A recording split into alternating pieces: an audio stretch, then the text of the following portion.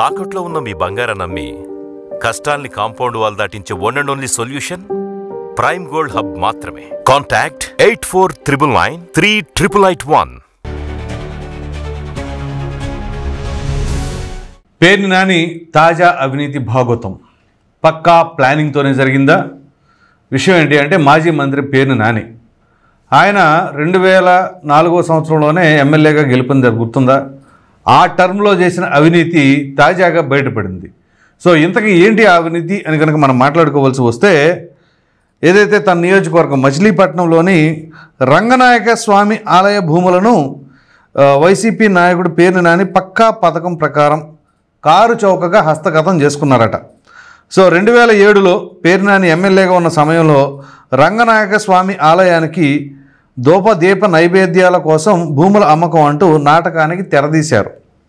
కావాలనే విలువైన భూములను కారు చౌకగా కొట్టేసేందుకు పావులు కదిపారు. నాటి దేవాదాయ శాఖ అధికారుల సహకారంతో బైపాస్ రోడ్లోని దేవుడి చెరువు వద్ద RS నెంబర్ 197లో ఉన్న 5.33 ఎకరాల ఆలయ భూముల అమ్మకానికి 29 మార్చి 2007న వేలం వేయించి మరీ తక్కువగా కొనుగోలు చేశారు. వేలం వేయించి మరీ, వేలానికి వస్తే కాదు. సో వేలం వేయించి మరీ అని అంటే దీన్ని బట్టి ఎంత ప్లానింగ్ ఉందో ఆలోచించండి. మచిలీపట్నం బైపాస్ రోడ్లోని ఈ దేవాలయ భూముల నుంచే హై టెన్షన్ విద్యుత్ లైన్లు ఉండడంతో ఎవరైనా కొనుగోలు చేస్తే మరలా వాటిని అమ్ముకోలేరంటూ పేర్ని వర్గం అప్పట్లో ప్రచారం చేసింది. దీంతో వేలంలో బయటి వాళ్ళు ఎవ్వరూ పాల్గొనలేదు. పేర్ని అనుచరులే 2 లక్షల రూపాయల చొప్పున ధారావతు చెల్లించి వేలంలో పాల్గొన్నారు. ఈ భూములు మార్కెట్ ధర అప్పట్లో గజం 5 నుంచి 8 వేల మధ్యలో ఉండగా అత్యంత చౌకగా గజం 1000 రూపాయల నుంచి 1200 చొప్పున వేలంలో పాడుకొని హస్తగతం చేసుకున్నారు. మరి అప్పుడు వాళ్ళ గుర్తు హస్తం కదా అప్పుడు. సో హస్తగతం చేసుకున్నారనమాట.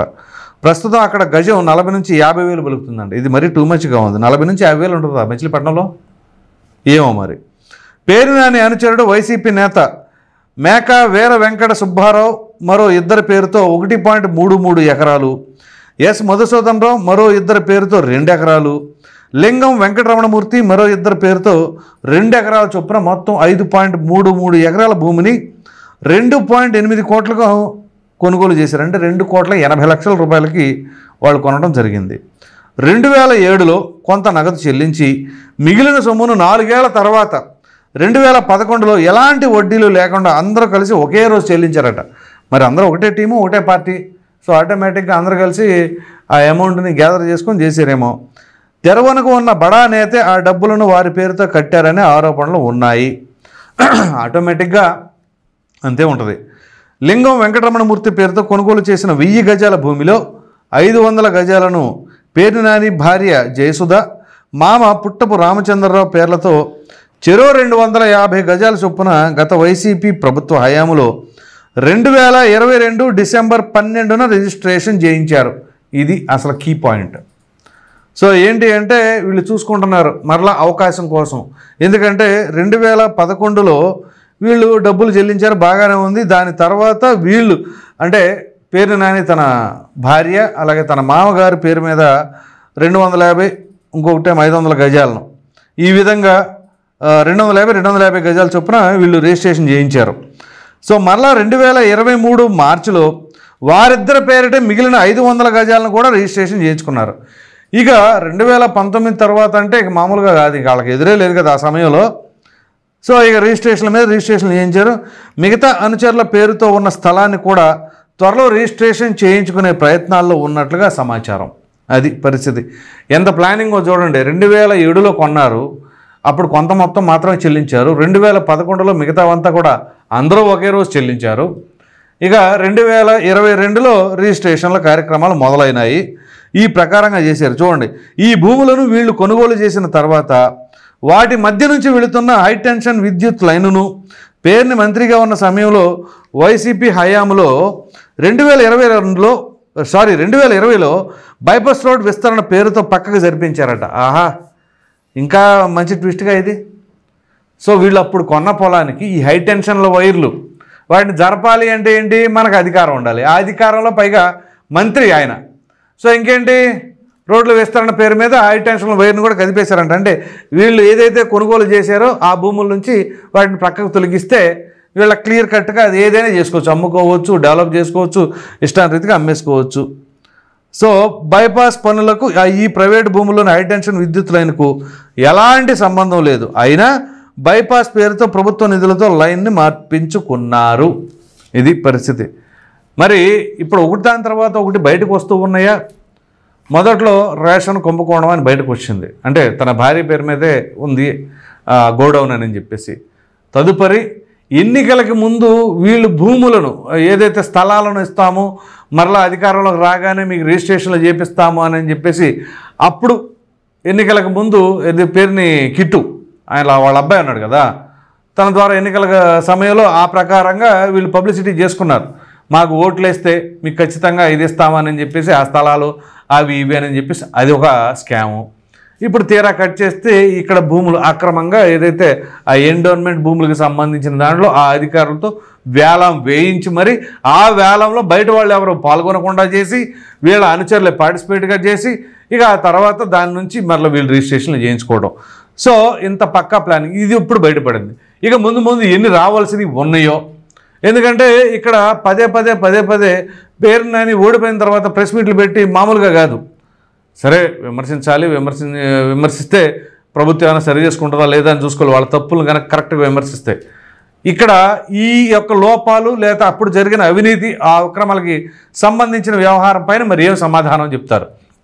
మరలా ఇది రాజకీయ కక్షతో చేస్తారని అంటారా? ఎందుకంటే ఆ రేషన్ కుంభకోణానికి సంబంధించిన అంశంలో మరి ఏదైతే 1,80,00,000 రూపాయలు ఆ స్టాకు మరి డెఫిషిట్ వచ్చింది అనగానే ఇమ్మీడియట్గా డీడీ తీసి పంపించారు. సో అదేమిటి అంటే ఇదిగో మిస్ అయిన దానికి డీడీ తీసి పంపించాను తప్ప ఉంది అందులో అని చెప్పేసి అన్నారు.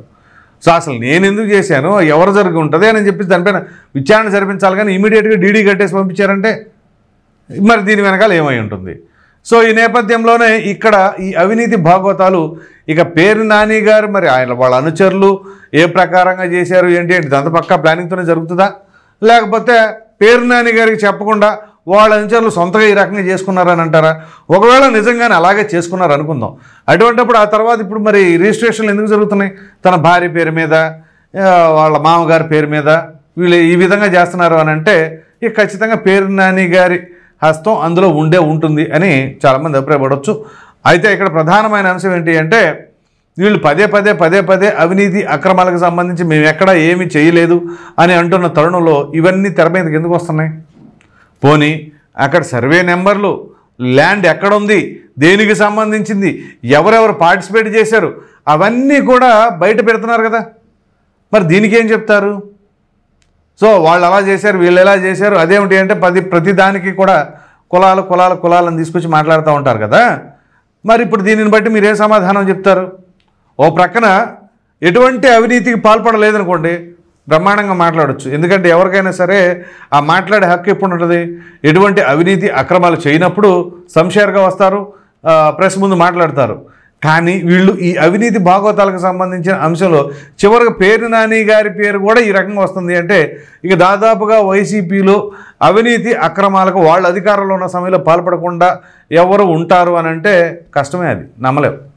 ఎందుకంటే పేరు నానికి ఎంతో కొంత అప్పటి వరకు గుర్తుంచుకోండి, అప్పటి వరకు 2019లో ఆయన గెలుపొందేంత వరకు ఆయనకున్న ఇమేజ్ వేరు, 19లో ఆయన మంత్రి అయిన దగ్గర నుంచి సంపాదించుకున్నదో లేదా పోగొట్టుకున్నదో ఆ పేరు వేరు. సో మరి ఇటువంటి పరిస్థితుల్లో పేరు నాని దీన్ని ఎలా డిఫెండ్ చేసుకుంటారు? ఒక విధంగా చెప్పాలి అంటే ఉమ్మడి కృష్ణా జిల్లాలో యాక్టివ్గా ఉన్న వైసీపీ నాయకుల్లో ప్రస్తుతం పేరు నాని గారు ఒకరే, మిగతా వాళ్ళు ఎవరు మాట్లాడలే. గతంలో 2019లో అధికారంలో ఉన్న సమయంలో అయితే అసలు మాట్లాడిన వాళ్ళు ఎవరన్నా ఉన్నారా అని అంటే ఎవరు పెద్దగా అక్కడక్కడ ఒకరో ఇద్దరో తప్ప దాదాపుగా అందరూ గొంతేసుకొని పడిపోయేవాళ్ళే. అంతెందుకు వెల్లంపల్లి శ్రీనివాస్ కావచ్చు, పేరు నాని కావచ్చు, జోగి రమేష్ కావచ్చు, కొడాలి నాని కావచ్చు, వల్లభనేని వంశీ కావచ్చు, అఫ్కోర్స్ ఆ పార్టీ నుంచి ఈ పార్టీ నుంచి మైగ్రేట్ అయినా కానీ ఆయన గట్టిగానే మాట్లాడేవాడు. మరి ఆ రకంగా మాట్లాడేవాళ్ళు ఇప్పుడు ఎందుకని ఒక్కొక్క గొంతులు మోగబోయినాయి, ఒక పేరు నాని గారి గొంతు మాత్రమే ఎందుకు లెగుస్తుంది? సో ఈ నేపథ్యంలో పోనీ సహేతుకంగా ఏమైనా విమర్శలు చేస్తున్నారా అని అంటే అవి కానే కాదు, ప్రతి దాంట్లో కూడా కులం తీసుకొచ్చి మాట్లాడటం, ఈ విధంగా చేయటం. సో ఈ నేపథ్యంలో పేరు నాని మీద ఉన్న క్రెడిబిలిటీ, ఆ ఫేమ్ మొత్తం పోయింది 2019లో అధికారంలోకి వచ్చినప్పటి నుంచి కూడా. అప్పుడు దాకా ఉన్న ఆయన వైఖరి వేరు, 19లో అధికారంలోకి రాగానే ఆయన ప్రవర్తించిన తీరు వేరు. సో దానికి తగినట్టుగా ఈ అవినీతి ఆరోపణలు. ఇది కూడా వైఎస్ రాజశేఖర రెడ్డి గారి హయాంలో 2007లో ఆ సమయంలోనే జరిగింది. అంటే జనరల్గా రాజశేఖర రెడ్డి గారికి పేర్నాని గారికి మంచి అసోసియేషన్ కూడా ఉంది. సాక్షాత్తు ప్రజలందరి ముందే, అప్పుడు నియోజకవర్గ ప్రజలందరి ముందే పేర్నాని గారు రాజశేఖర రెడ్డి గారు కాళ్ళ మీద పడ్డారంట అప్పుడు ఆశీర్వాదం కోసం. సో అంత డబ్బు తప్పేం లేదు, వాళ్ళ పార్టీకి సంబంధించిన నాయకుడు కాబట్టి, ఆయన అంటే అత్యంత అభిమానం కాబట్టి, పైగా వయసులో కూడా పేర్నాని కంటే రాజశేఖర రెడ్డి గారు పెద్ద కాబట్టి సరే ఆ విధంగా జరిగినా తప్పేం లేదు. కానీ దాన్ని అడ్డం పెట్టేసుకొని ఈ రకంగా అవినీతి అక్రమాలు మరి రాజశేఖర రెడ్డి గారి హయాంలో కూడా జరిగినాయా అనే అనుమానం వస్తుందిగా. మరి ఈ నేపథ్యంలో దీనిపైన పేర్నాని గారు ఏమైనా స్పందిస్తారా? ఎందుకంటే ఇందులో కనుక వాస్తవం లేకపోతే ఖచ్చితంగా దానిపైన కేసు వేసుకోవచ్చు, పరువు నష్టం దావా, డిఫమేషన్ కేసు వేసుకోవచ్చు. ఇది ఎలా వేస్తారు, ఇది అట్లా అందులో వాస్తవం లేదు అని చెప్పేసి. ఒకవేళ కేసు వేయకుండా దీనికి ఏదో మీడియా ముఖంగా సమాధానం చెప్పే ప్రయత్నం చేస్తే మాత్రం ఖచ్చితంగా అక్కడ ఆ యొక్క అవినీతి జరిగినట్టుగానే ప్రజలు భావిస్తూ ఉంటారు. మరి చూద్దాం దీనిపైన పేర్నాని గారు ఎంత ఫాస్ట్గా స్పందిస్తారు, ఏం చేస్తారనేది. ఈ వీడియో పైన మీ అభిప్రాయం, ప్రధానంగా పేర్నాని పైన మీరు ఏమనుకుంటున్నారు అనేది అయితే మాత్రం కామెంట్ సెక్షన్లో తెలియజేయండి. Thank you.